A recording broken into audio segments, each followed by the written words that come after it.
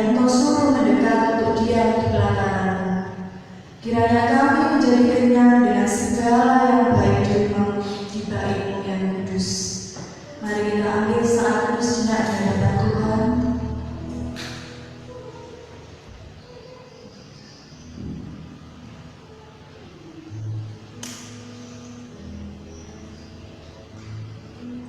Dialah Allah yang besar, Dialah Allah yang ajaib, Dialah Allah yang adil dan benar setiap jalan-jalannya. Dialah Raja dari segala bangsa. Mari kita tinggikan Dia, mari kita muliakan Dia, mari kita sembah Dia. Kita mau angkat satu pujian, layaklah segala bangsa.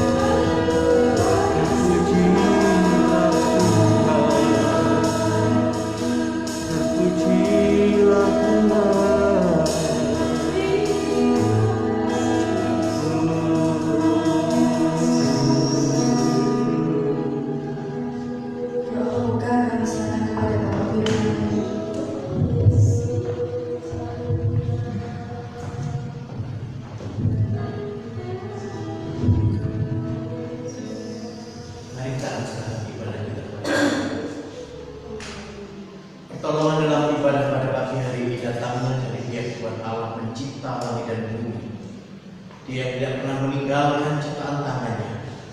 Turunlah atas kita sekalian anugerah dan damai sejahtera dalam nama Anak Bapa, dalam pepahaman kasih Sang Putra Tuhan Yesus Juru Selamat kita, dan dalam penyertaan Roh-Nya yang kudus dari awal hingga akhir ibadah pada pagi hari ini.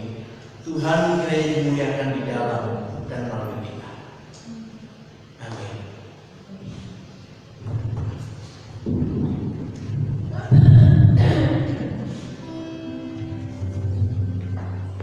Jika kita lihat kembali keberkahan Tuhan, kita ingat kembali keberkahan Tuhan, betapa banyak hal yang Tuhan berikan kepada kita. Dialah Yesus yang selalu menolong kita. Dialah Tuhan yang kasih dan setia yang tidak pernah lalu dalam hidup kita, yang selalu ada dalam setiap musim kehidupan kita. Mari kita bersyukur kepada Tuhan, tapi sebelumnya mari kita angkat satu pujian tak terbatas kasih.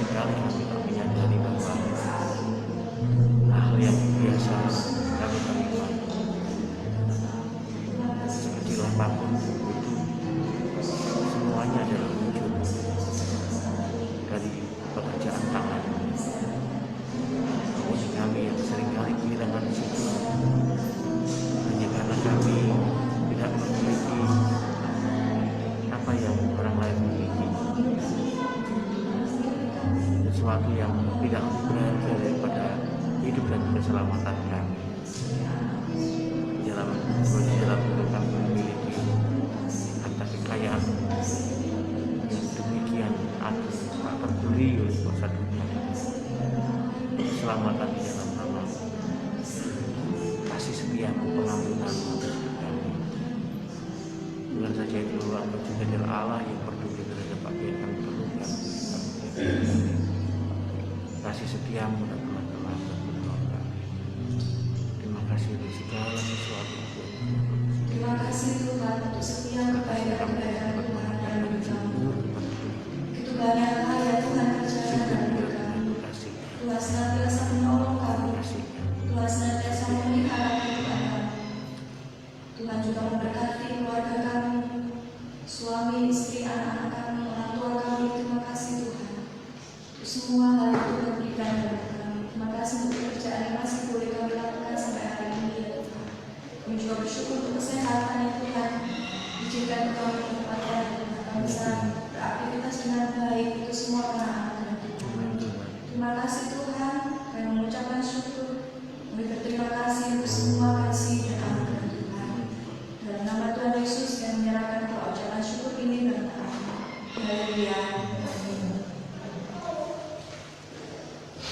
Dia adalah Allah yang hebat. Dia adalah Allah yang kuat. Yesus adalah Allah yang dahsyat. Mari kita bersorak-sorai kepada Tuhan. Saya undang Bapak Ibu untuk bangkit berdiri. Kita memujikan betapa hebat.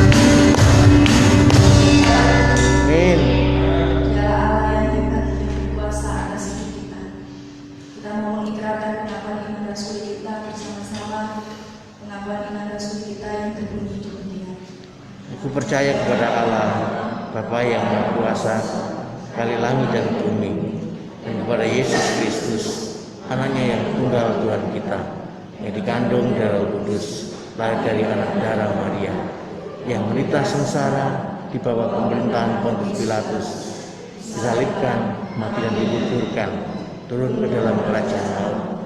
Pada hari yang ketiga, bangkit pula dari antara mati, naik ke surga, duduk sebelah kanan Allah, Bapa yang Maha Kuasa, dan akan datang dari sana untuk menghakimi orang yang hidup dan yang mati. Aku percaya kepada Roh Kudus, gereja yang kudus dan am, persekutuan orang kudus, pengampunan dosa, kebangkitan tubuh dan hidup yang kekal. Amin. Jemaat dipersilakan duduk kembali.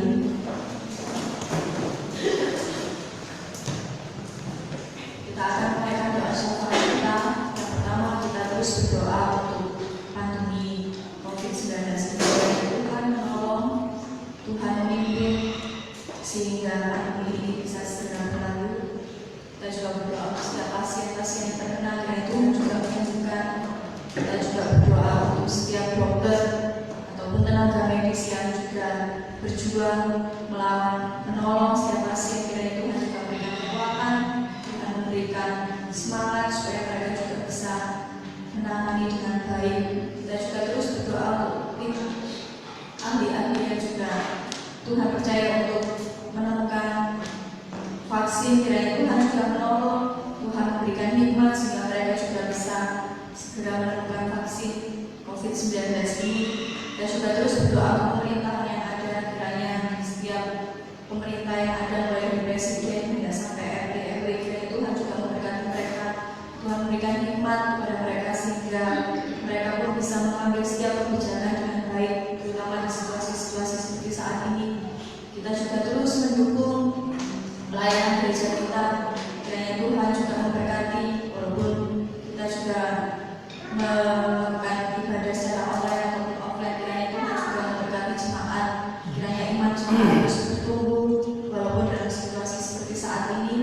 Kita juga berdoa untuk anak-anak sekolah minggu, kiranya anak-anak juga terberkati walaupun mereka tidak bisa bertemu satu dengan yang lain, tapi kiranya melalui ibadah online mereka juga boleh merasakan Tuhan dalam hidup mereka.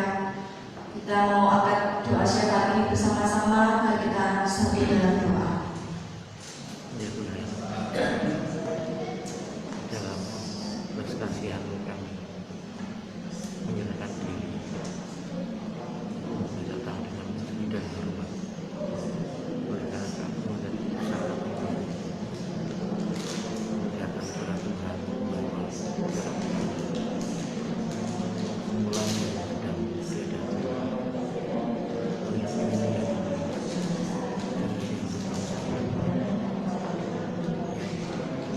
berjuang dengan keras mengatasi dampak dari pandemi penyebaran virus corona. Berbagai cara, upaya-upaya terbaik telah dikerjakan, telah dilakukan. Namun Tuhan, kecepatan dari penyebaran virus kita tak mampu dan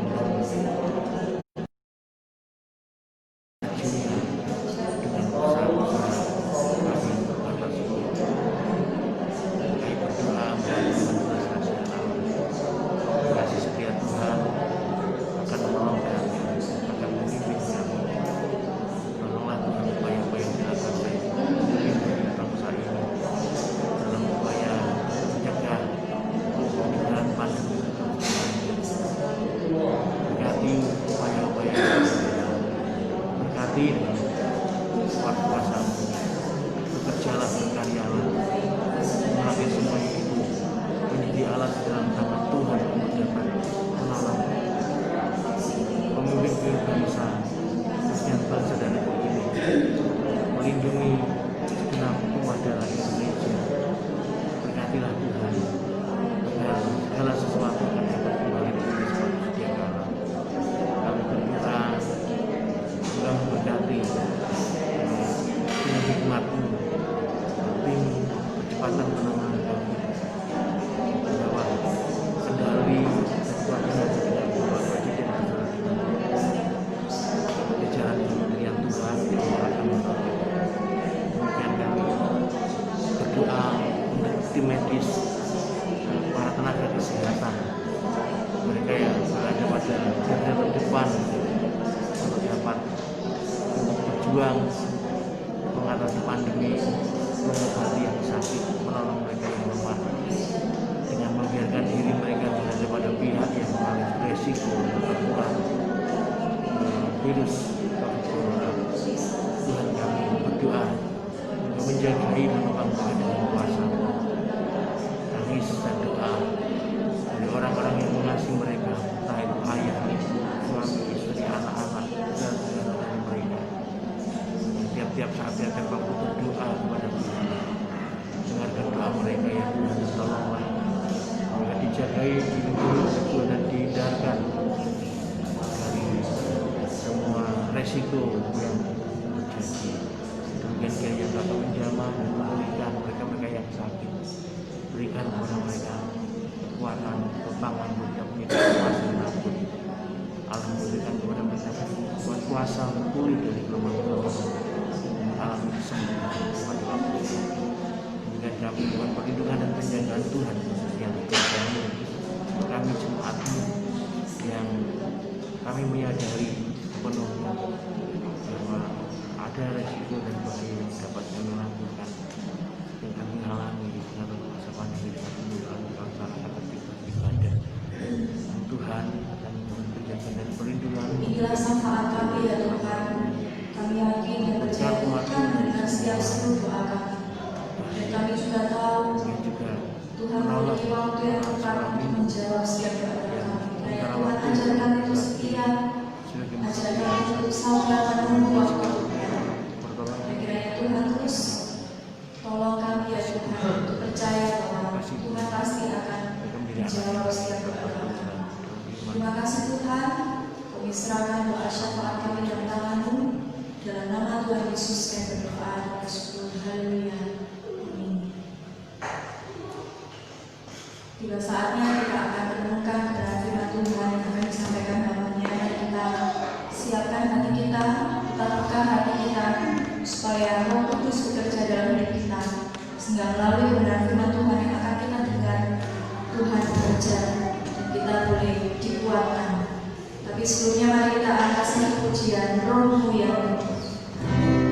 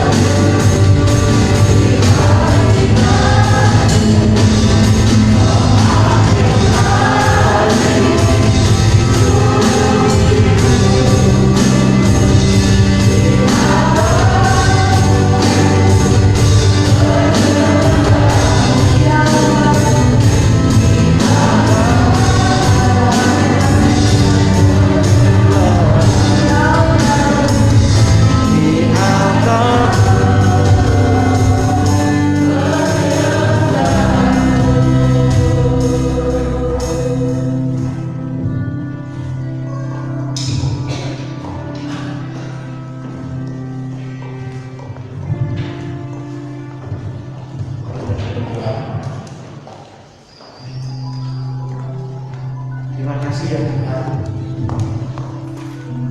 Sesuatu yang kami perlukan dan kami butuhkan adalah agar kuasa-Mu itu yang mengambil alih secara penuh atas hidup kami. Sebab jika hidup kami dipegang, dikuasai dan dikendalikan oleh Roh-Mu, hidup kami berada pada tangan yang tepat. Tuhan Allah pencipta kami yang dapat membawa kami kepada tujuan hidup yang sempurna. Terima kasih untuk kebaikan-kebaikan Allah yang telah kami terima sepanjang hidup kami. Sepanjang perjalanan iman yang kami lewati. Tuhan selalu ada di sana. Engkau menguatkan kami dan kiranya Engkau akan terus menyempurnakan kasih-Mu atas kami. Firman-Mu Tuhan, Firman-Mu adalah alat yang dipakai oleh Tuhan untuk menggenapkan hal itu. Sebab itu ketika kami mendengar Firman-Mu, berikan kepada kami satu sikap hati yang tepat. Bagaimana kami datang kepada Tuhan, menyerahkan hidup kami sepenuh-penuhnya untuk dididik dan diajar oleh Roh Tuhan, membuka hati seluas-luasnya kepada Allah untuk menggenapkan tujuan dan maksudnya atas tiap-tiap saat kami datang kepada Tuhan. Roh Tuhan bekerja di tengah kami dan mengambil otoritas penuh atas tiap-tiap situasi dan keadaan yang kami hadapi. Dalam nama Tuhan Yesus kami berdoa. Semoga kita katakan amin. Di nama Tuhan Bapak Ibu, kita beroleh kesempatan dan waktu untuk dapat berbakti bersama-sama, baik yang offline datang ke rumah Tuhan maupun Bapak Ibu yang memilih untuk ibadah online di rumah kediaman Bapak Ibu masing-masing. Semuanya sama nilainya sejauh kita mengerjakan semuanya itu dengan sebuah kesadaran memang kita datang untuk menyembah Tuhan, untuk berjumpa dengannya dengan hati yang dibukakan, maka berkat Tuhan pasti akan dicurahkan buat kita sekalian. Amin. Nah, kita bersyukur sampai dengan hari ini Tuhan masih menjaga kita, meluputkan kita dari semua mara bahaya dan keadaan-keadaan yang tak terduga, ya. Namun kita masih tetap harus waspada dan berhati-hati dalam segala keadaan. Mari kita akan baca Alkitab kita. Terambil dalam Filipi pasal 3 ayat yang ke-10. Filipi pasal yang ke-3 ayat yang ke-10.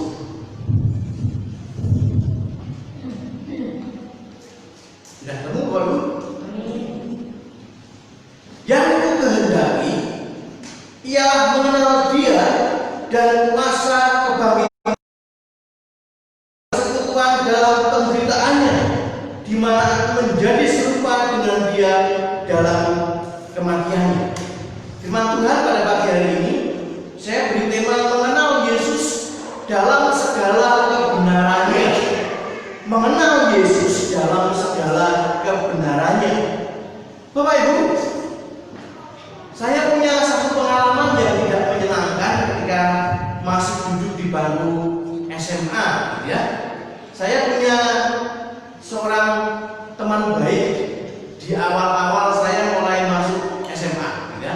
Teman itu adalah teman yang saya kenal ketika masa orientasi menjadi satu kelompok di kelompok penangkaran P4 pada waktu itu, dan kemudian dia menjadi teman yang baik buat saya.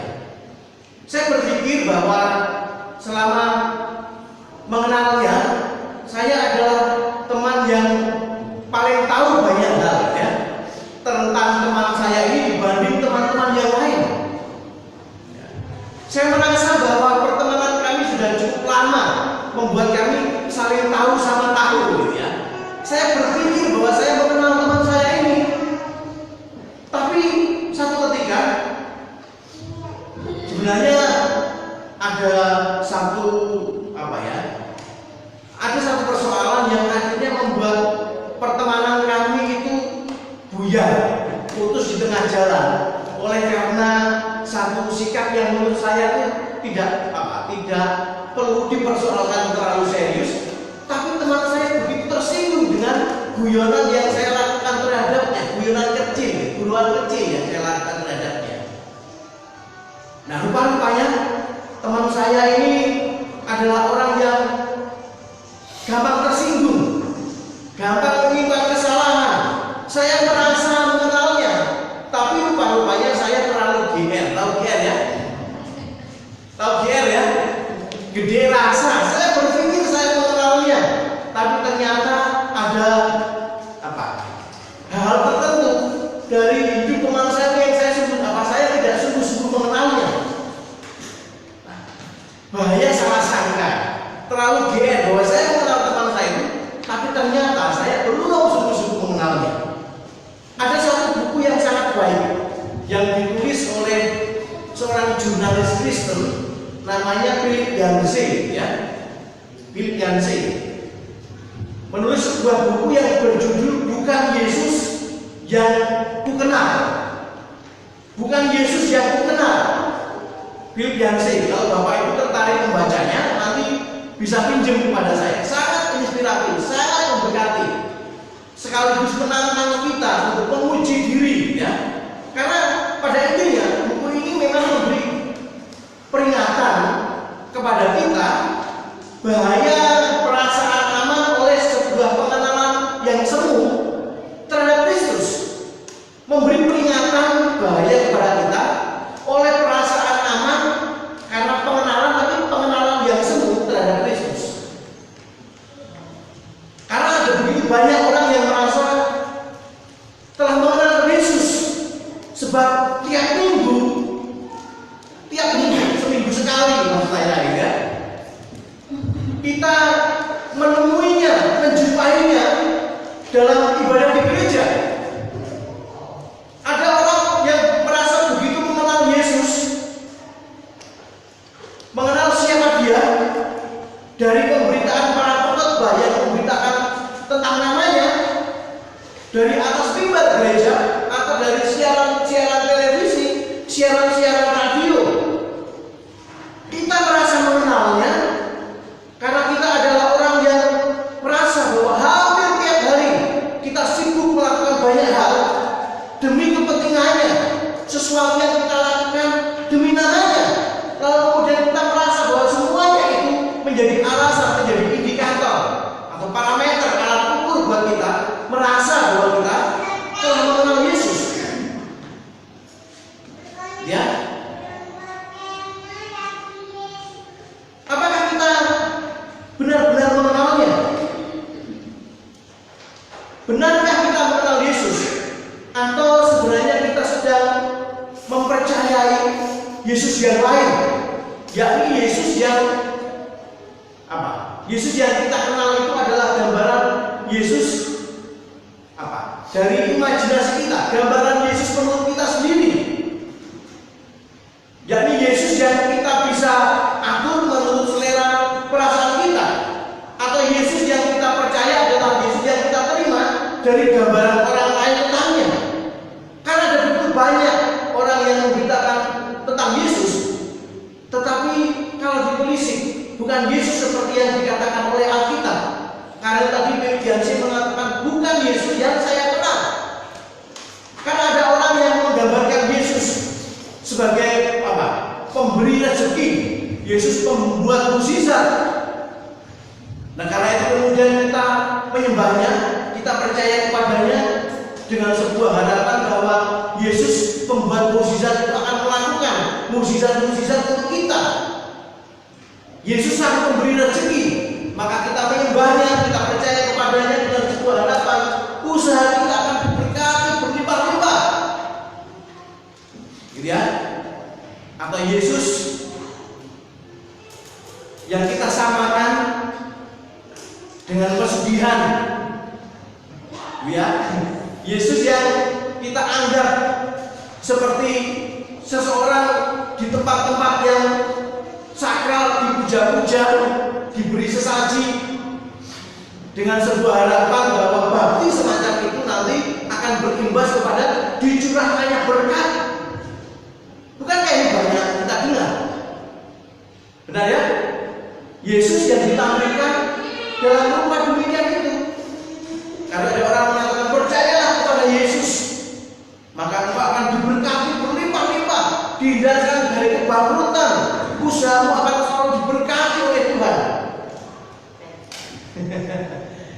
Dan ada banyak orang yang kemudian kecewa bahwa setelah sekian lama mengikuti Yesus, dia tidak mengalami janji berkat berlimpah-limpah yang menjadikan dia segera menjadi orang yang kaya, makmur, seperti yang diberitakan itu. Ada juga orang yang memberitakan Yesus sebagai pemberi anugerah murahan yang bisa dipermainkan oleh kedegilan hati manusia.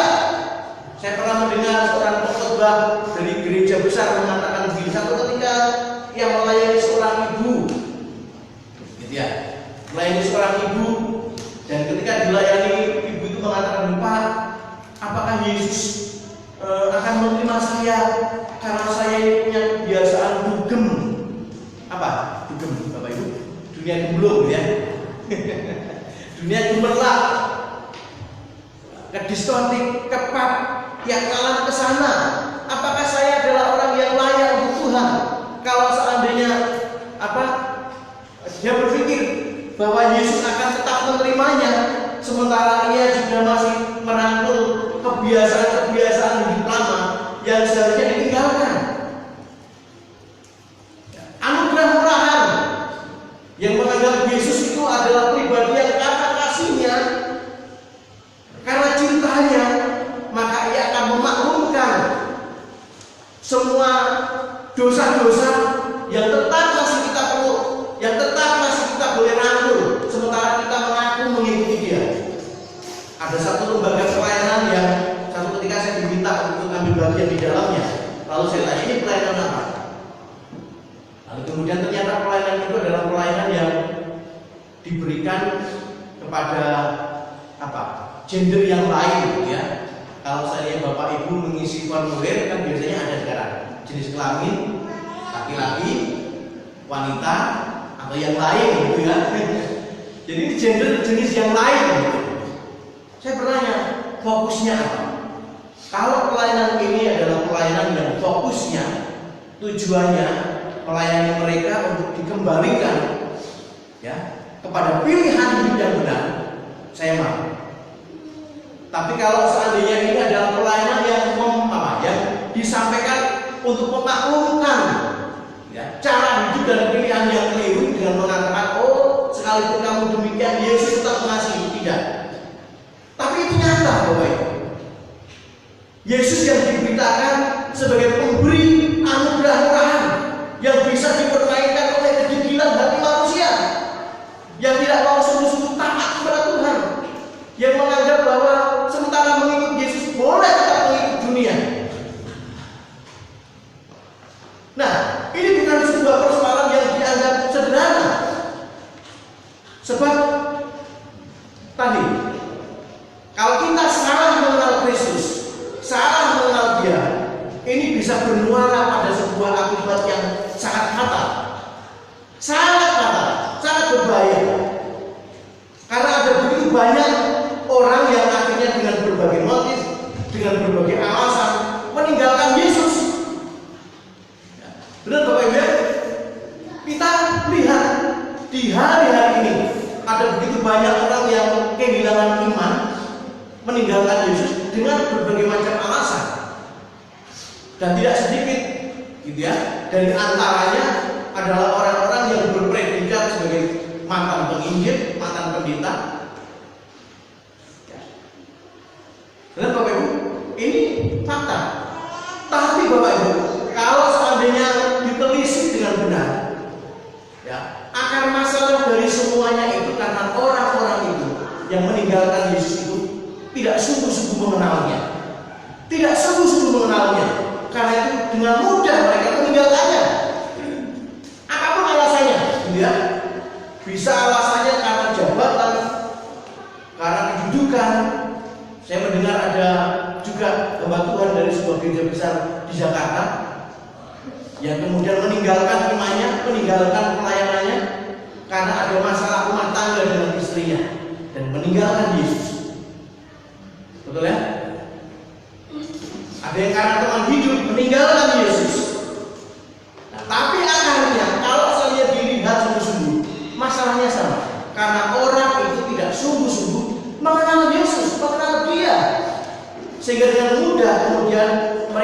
meninggalkannya.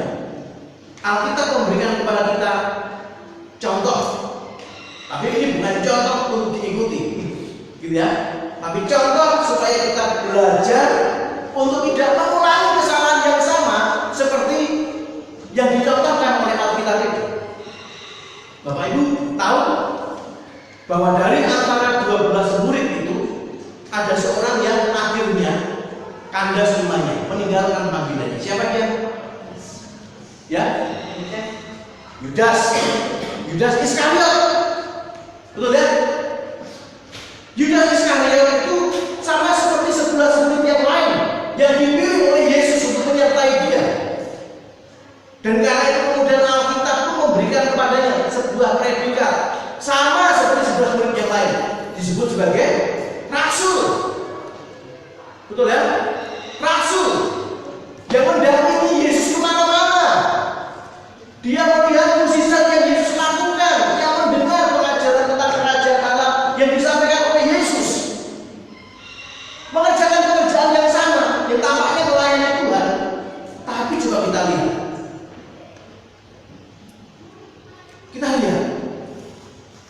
dengan begitu mudahnya, pada akhirnya Yudas menjual kesetiaannya kepada Yesus hanya untuk berapa keping uang perak?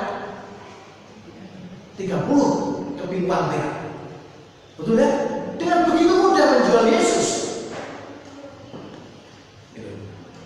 Nah, Tuhan Yesus pernah memberikan peringatan yang serius terhadap hal itu. Coba kita lihat sejenak di dalam Matius pasal 7 ayat 21 sampai 23. Matius 7 ayat 21 sampai 23. Ini bagian yang ketika saya membacanya pun saya membaca dengan gentar. Apa yang disampaikan di sana? Matius pasal 7 ayat 21 sampai 23. Bu Gunawan itu bisa bantu bacakan buat kita ya. Matius pasal 7 ayat 21 sampai 23.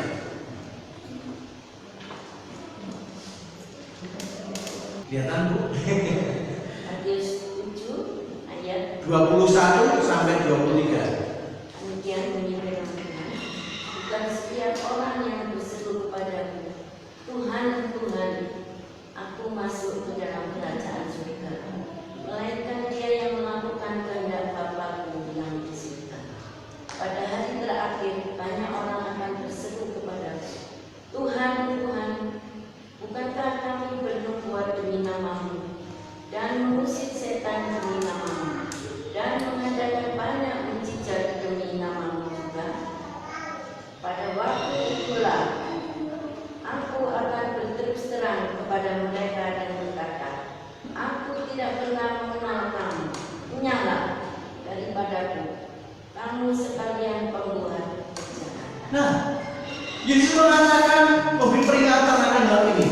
Ini satu yang serius, yaitu bahwa tidak semua orang yang berseru kepadanya Tuhan, Tuhan akan diselamatkan.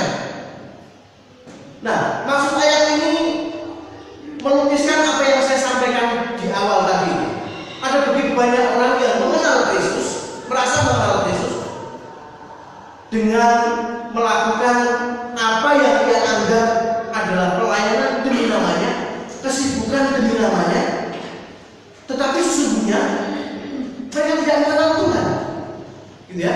Mereka merasa dikenal oleh Tuhan, padahal sebenarnya Tuhan tidak mengenalnya, gitu ya. Mereka merasa mengenal Kristus, tapi sesungguhnya mereka tidak mengenal Kristus. Barangkali mereka mengenal Kristus, Kristus dalam gambaran mereka sendiri tadi, tidak mengenal dia secara pribadi. Dan Yesus mengatakan, aku tidak mengenal kamu, enyahlah daripadaku, karena engkau sekalian membuat kejahatan. Bapak Ibu, ini menjadi sesuatu yang harus kita gumulkan, kita renungkan sungguh-sungguh, menjadi tantangan buat kita. Mengenal Yesus dalam seluruh kebenarannya haruslah menjadi niat dan dasar utama bagi mereka yang percaya kepada Kristus. Sebagaimana tadi disaksikan juga Paulus dan dipakainya sebagai dorongan iman kepada jemaat di Filipi. Dia mengatakan itu, kerinduannya adalah mengenal Kristus dalam segala kebenarannya, dan ia ingin hal yang sama juga menjadi hasrat dan kerinduan yang utama bagi jemaat Filipi dan juga kita sekalian, orang-orang yang berniat untuk beriman dengan benar kepada Kristus. Mari kita coba pikirkan Bapak Ibu, bahwa harapan semacam ini, keinginan untuk mengenal Kristus dengan segala kebenarannya itu muncul dari mulut seorang yang bernama Rasul Paulus. Ya, ucapan itu muncul dari bibir seorang rasul yang bernama Rasul Paulus lagi ini. Kita mengenalnya sebagai seorang yang dipenuhi dengan hikmat Tuhan, seorang yang kita tahu begitu saleh hidupnya, seorang yang telah menunjukkan penyerahan hidup yang total kepada Kristus, rela melakukan apa saja, rela menghadapi apa saja, bahkan kemudian ia mendeskripsikan dirinya atau menyebut dirinya sendiri sebagai doulos Kristus, budaknya Kristus, gitu ya. Rasul Paulus menempatkan dirinya sebagai budaknya Kristus. Budak itu adalah orang yang tidak punya hak apapun atas hidupnya. Bayangkan, Rasul Paulus adalah orang yang telah melakukan semuanya itu, gitu ya. Tapi dia masih telah mengatakan, yang kukehendaki ialah mengenal Kristus. Yang kukehendaki ialah mengenal Kristus. Tentu Bapak Ibu, kita bisa menilai ungkapan ini adalah ungkapan kerendahan hati dari Rasul Paulus, ya. Ungkapan kerendahan hati seorang yang saleh hidupnya. Tetapi juga ini sebenarnya mengungkapkan atau menuliskan keadaan yang sebenarnya terjadi dari diri Rasul Paulus dan banyak orang saleh lainnya, bahwa sesungguhnya ya tidak pernah ada kata terbatas, tidak pernah ada limitasi, atau tidak pernah ada kata yang dipandang cukup. Atau misalkan kalau seandainya itu dikaitkan dengan dunia sekolah, ya, tidak pernah ada kata tamat dalam upaya untuk mengenal Tuhan, mengenal Allah. Betul ya?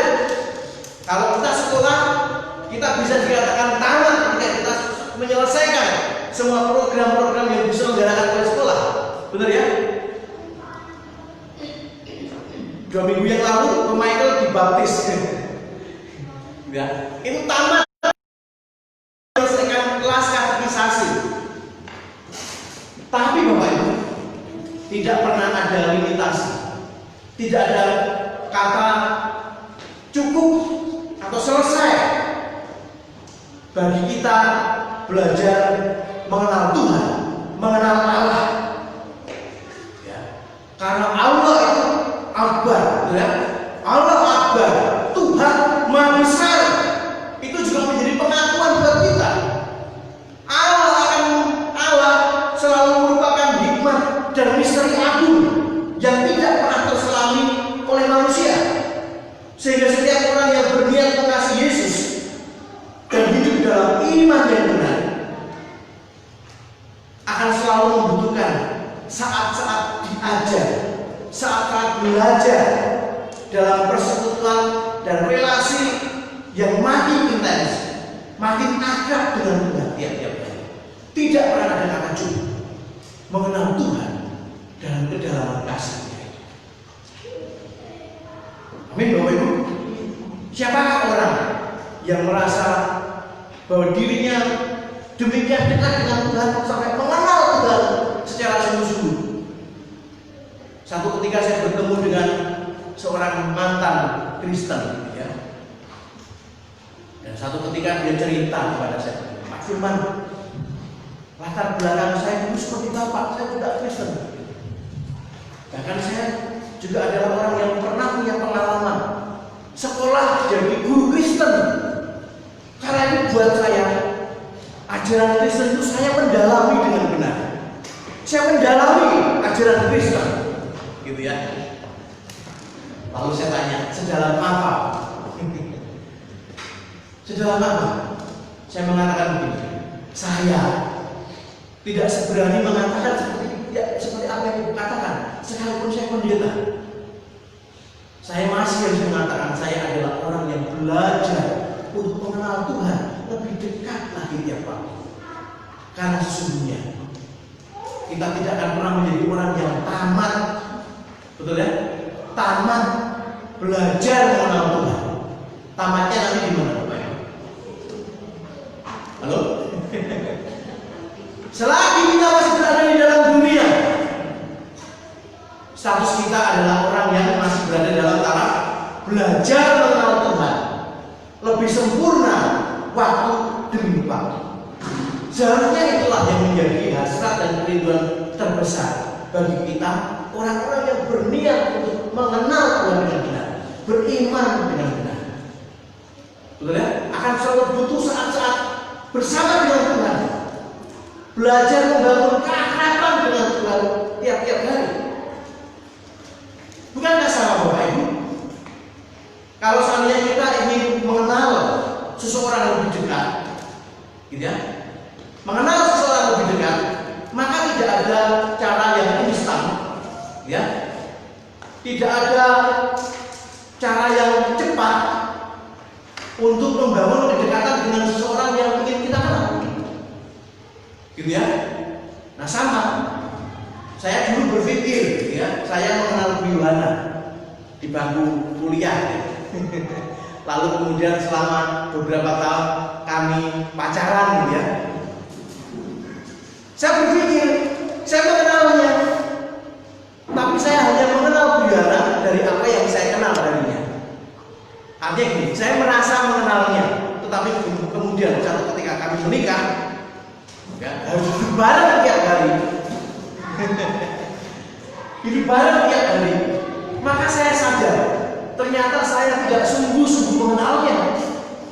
Sama, barangkali juga Bu Yohana begitu merasa mengenal saya, tapi ternyata yang dia kenal tentang saya adalah saya dalam imajinasi, dalam pengertiannya. Baru kemudian setelah kami hidup bersama intens, ketemu tiap hari, tiap hari, kadang-kadang berselisih tiap hari, ya, bersoal jawab tiap hari.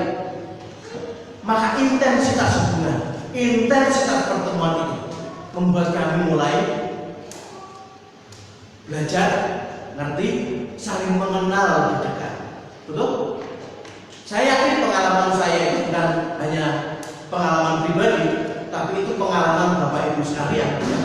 Yang mau menikah juga begitu. Jangan berpikir kamu mengenal pacarmu, ya, mau menikah. Pernikahan, ya, atau relasi yang intens tadi akan memberikan kepada kita kejutan-kejutan, hal-hal tidak terduga. Tapi yang jelas bahwa itu adalah proses untuk memperdalam relasi, betul ya? Memperdalam hubungan. Jangan pernah berpikir kita menjadi orang yang akan mengenal Tuhan dengan benar kalau kita menjadi orang yang lebih sibuk dengan urusan kita sendiri, tanpa memberi waktu kesempatan buat kita dekat dengan Tuhan, membaca firman-Nya, berdoa, berbicara kepadanya tiap-tiap hari. Ya. Nah, karena tidak akan ada pernah relasi yang dalam dengan cara yang instan, kecuali bahwa kita menyediakan waktu, punya saat, ya, saat untuk bersama-sama dengan Tuhan. Nah, ini satu relasi yang tidak bisa dibangun hanya bergantung daripada aktivitas yang sifatnya formal. Demikian juga kalau saya misalkan mau mengenal orang, saya mau mengenal orang dari sekian banyak orang, ya, saya tidak bisa memakai pendekatan formalitas dengannya, ketemu hanya di saat-saat tertentu, ya. Tapi saya perlu datang kepadanya dan menawarkan sebuah relasi, hubungan pribadi yang intens dengan orang itu. Sama Bapak Ibu dengan Tuhan, ya. Tidak ada proses yang instan, tidak ada proses yang cepat, dan tidak ada dispensasi atau pengecualian, pengistimewaan bagi orang-orang tertentu. Seorang hamba Tuhan sekalipun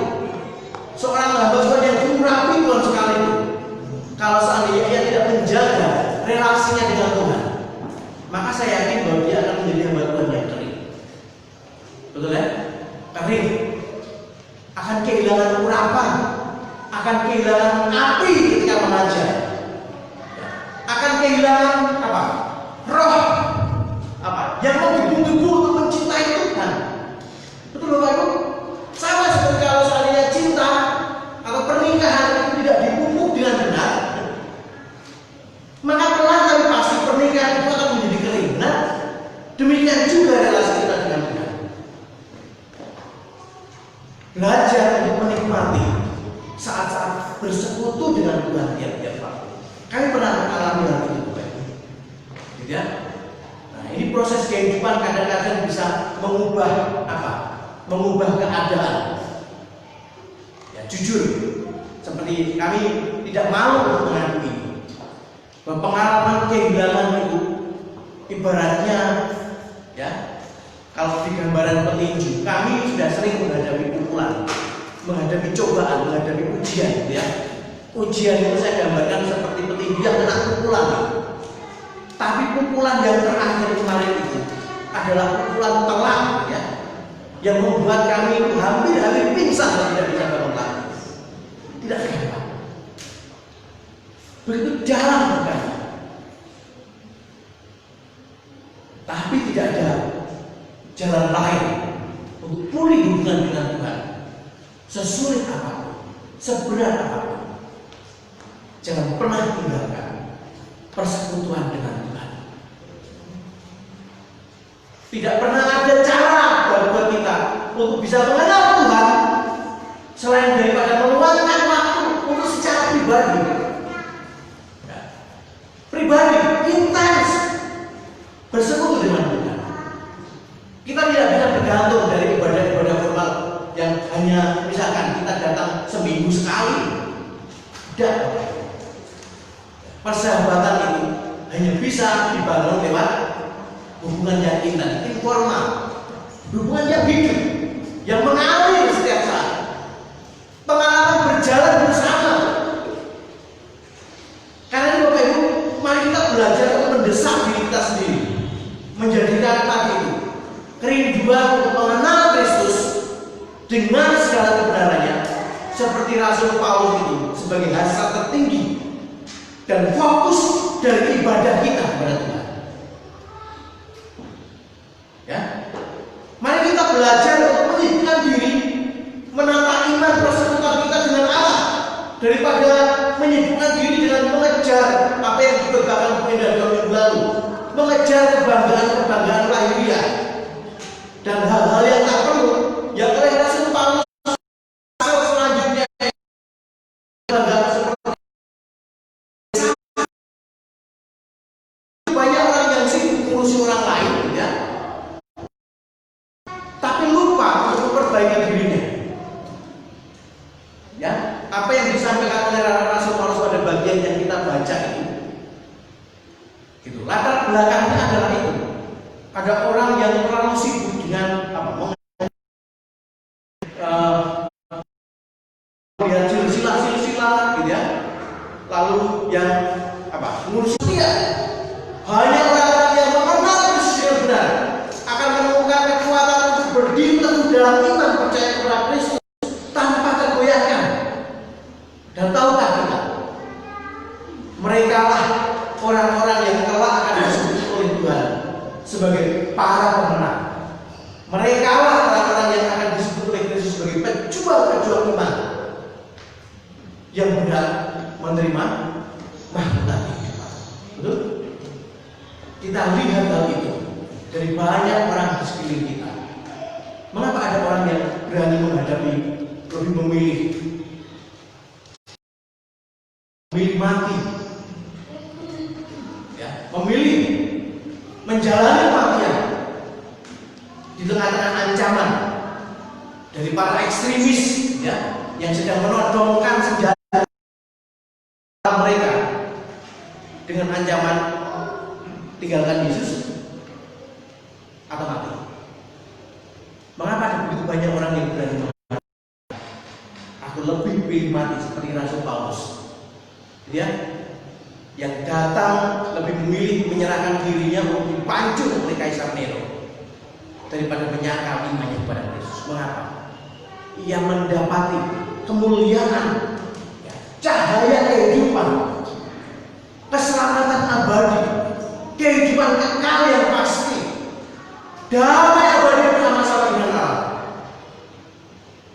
yang tidak akan pernah dapat diberikan oleh dunia, yang tidak akan pernah dapat diberikan oleh siapapun. Melihat semuanya itu sebagai harta kekayaan ternilai, dan kemudian mengatakan, bagiku hidup adalah Kristus dan mati adalah keuntungan. Ini beda dengan orang yang hanya mengenal Kristus tadi dalam tataran bahasa basi. Orang akan mengatakan, apa untungnya mati demi Yesus, tinggalkan saja, cari yang lain.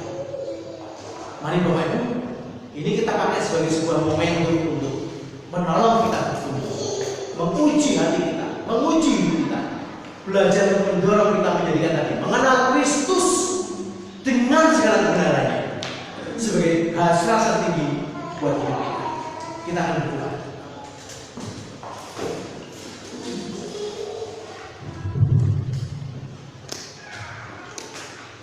Ya Tuhan, di hadapan-Mu kami datang dan menyerahkan diri kami untuk diuji oleh Roh-Mu dengan kebenaran firman Allah yang kami dengar hari ini. Siapapun kami, biarlah kami menjadi orang-orang yang dengan rendah hati tunduk kepada Tuhan. Kalau Roh-Mu berbicara kepada kami, kalau Roh Kudus-Mu menegur kami, maka berikan kepada kami roh yang lemah lembut, membuka diri kami untuk beranjak dari segala kelemahan-kelemahan dan kesalahan-kesalahan kami untuk meresponi panggilan kudus yang hari ini kami dengar daripada Tuhan. Sebab Engkau datang ke dalam dunia ini bukan menawarkan kepada kami agama yang dapat kami percaya. Engkau datang ke dalam dunia ini bukan sekedar untuk mengajar kepada kami hal-hal yang baik, hal-hal yang jahat yang kami lakukan dan kami hindari. Namun Engkau datang ke dalam dunia ini untuk menawarkan kepada kami sebuah relasi dan hubungan yang intim untuk kami belajar mengenal Tuhan tiap-tiap hari. Kami sadar bahwa Engkau adalah Allah yang agung, terlalu besar, terlalu ajaib buat kami ya Tuhan.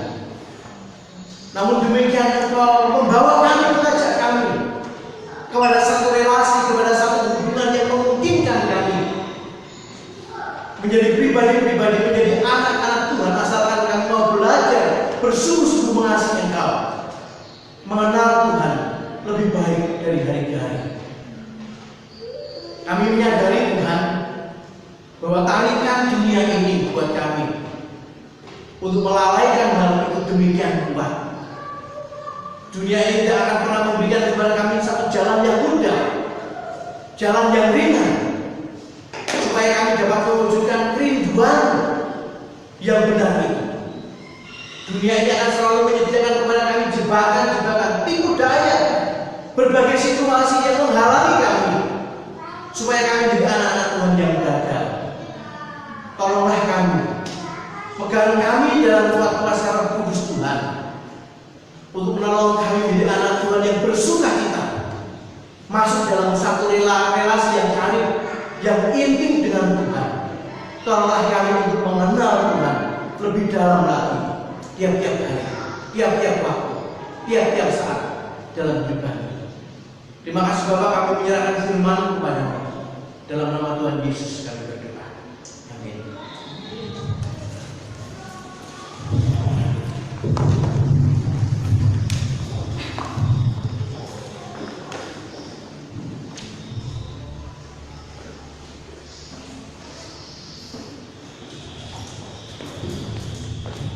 Saatnya kita akan memberikan yang terbaik untuk Tuhan. Saya mohon kesediaan saudari Agnes dan saudara Yosi untuk maju ke depan memegang tangan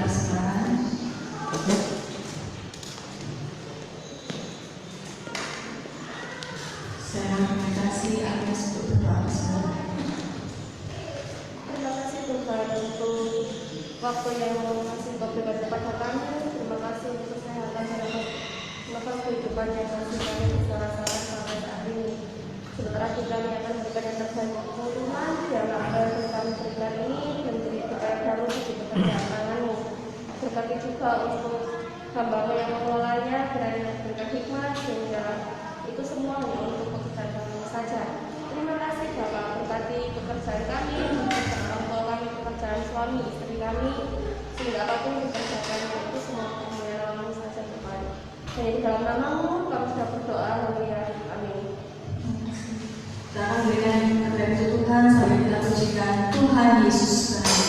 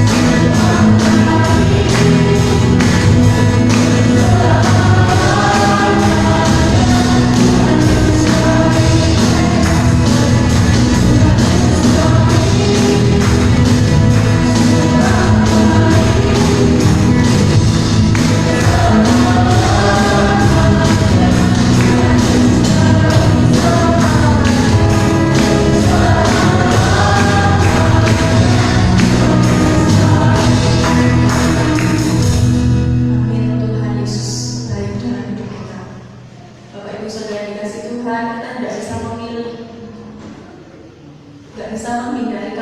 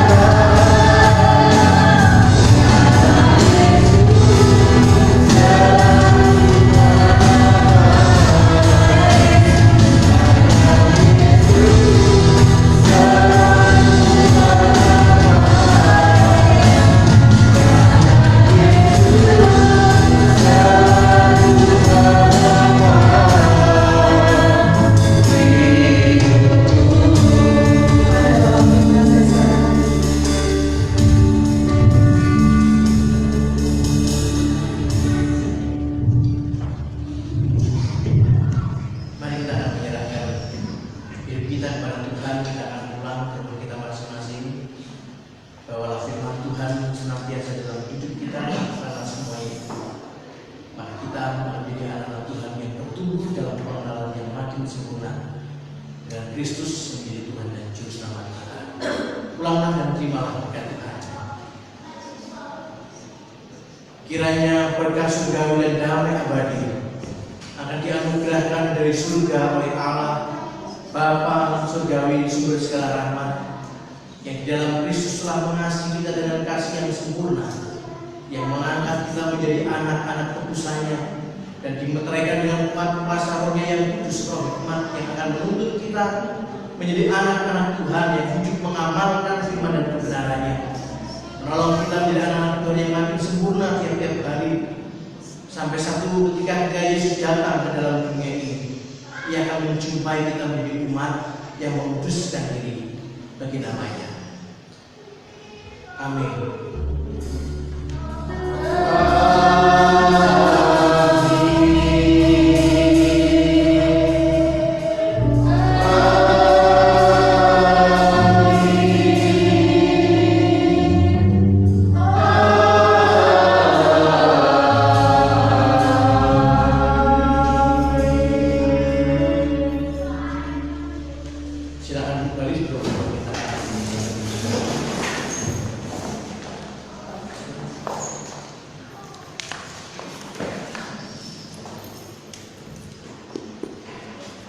Amin. Ibadah kita sudah selesai. Saya lagi yang mengucapkan terima kasih kepada Bapak Ibu saudara-saudara yang hari ini sudah melayani kita, baik itu pujian, singer, pemain musik, dan Bapak Ibu sekalian yang telah hadir dalam ibadah pada hari ini. Demikian juga bagi Bapak Ibu saudara-saudara yang menyaksikan bagian dalam ibadah streaming di rumah masing-masing. Berkat Tuhan atas Bapak Ibu saudara sekalian.